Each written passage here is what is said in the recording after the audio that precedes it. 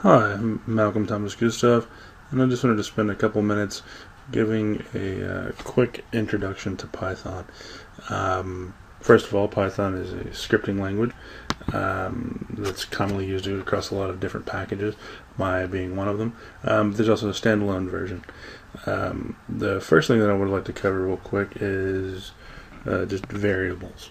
Okay, so you can think of a variable as an address. Okay, so let's say var1 equals Malcolm, my name.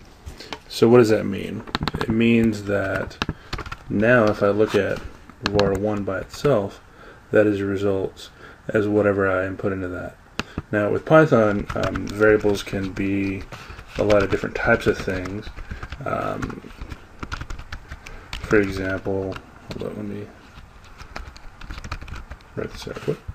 So if I just grab all this and run it by hitting Control Enter, then I've instantiated all these different variables. So var1 is still Malcolm, var2 is the number 1, var3 is the number 1.4, var4 is a list with 1, 2, and 3. Now, what does this even mean? What is actually going on? What are these things? Okay, so let's look at var1. Let's look at the type. It's a str, which is short for a string. So that just means it's letters, characters put in an array. And if we look at var2, I'm actually just going to copy this down because we'll look at the other ones as well. var2 is an int, var3 is a float, and var4 is a list. So what we have here is information that can be stored in different types, and if we go up here and change var2, now var2 stores Malcolm, var1 does as well. Okay, so you can easily change between types without losing anything, and you can always check what type it is just using the type command. So unlike some languages like Mel, you're not locked into a variable being a specific type off the go, which personally I like, but if you're not cognizant of that, you can very easily run into situations where you're changing type and you don't realize it. Okay, so these are just a couple of different variable types. There's several more other types of, and you can actually make your own, but that's way ahead of where we are right now.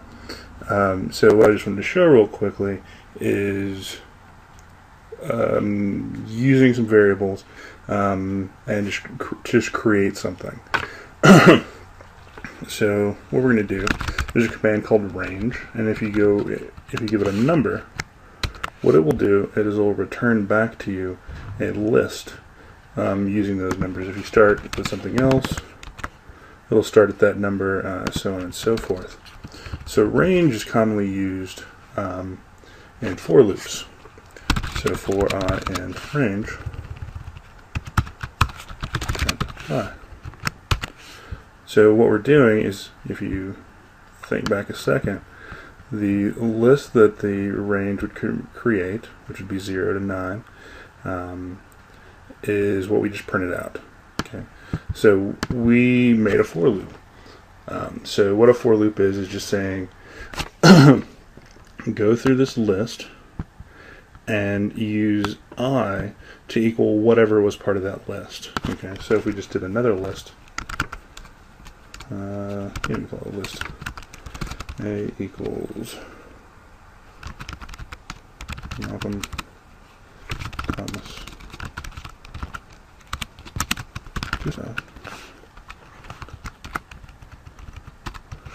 for A in list A, print A. Malcolm Thomas-Gustave. Again, just going through that list and working off the data that's there. So going back to what we had here with the range, what we can quickly do is make a little tool. Okay, so what I'm going to do, start off.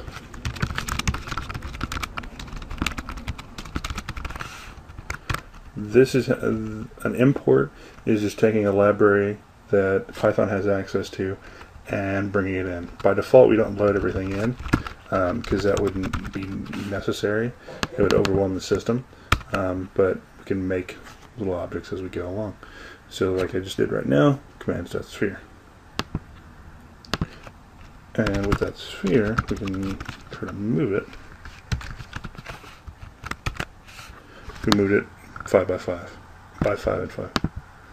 So let's just change that.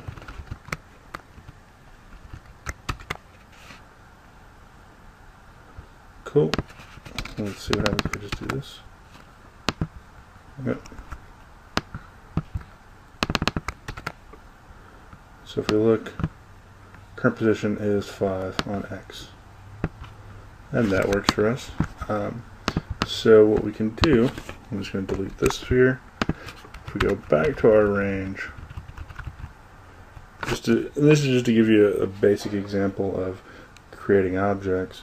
We're just going to make sphere equals commands dot sphere. So it's going to give us back whatever we had, and then I just want to print what we get as our result. And then the way Maya works, if you do move without giving it a specific object, it'll just go ahead and move whatever's selected. Okay. And actually, instead of move 5, we're going to move by I. So we've printed out what we got back, and what we actually get back from the sphere command is NURB sphere object, that's the name, and the make NURBS object. Okay, so this is a little bit too close together. So what I'd rather do is let's try something else. Maybe times 4. Let's go ahead and delete those. And there you have it. So just sort of creating an object, creating something, and using the math behind it to gradually step everything through. And again, this is just very basic. It's not like this is a full tool or anything, but this is sort of stepping you into the right direction of understanding how you can use variables, you can pull information, you can use commands within Maya, and you can we've already started using a for loop. So even off the beginning, you can get a lot of data together to make some fun stuff. And let's see, I'm just going to do I 2 times 2. Let's see what we get. If we add that, make a little bit of a step. Have it going up. And then import path. And this is just having some fun.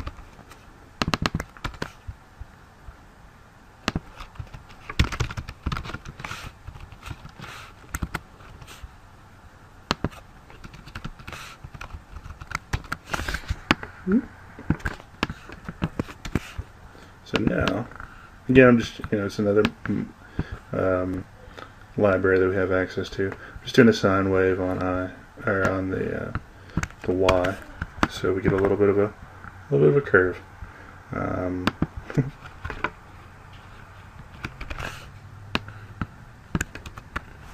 then we're upping the amplitude accordingly. So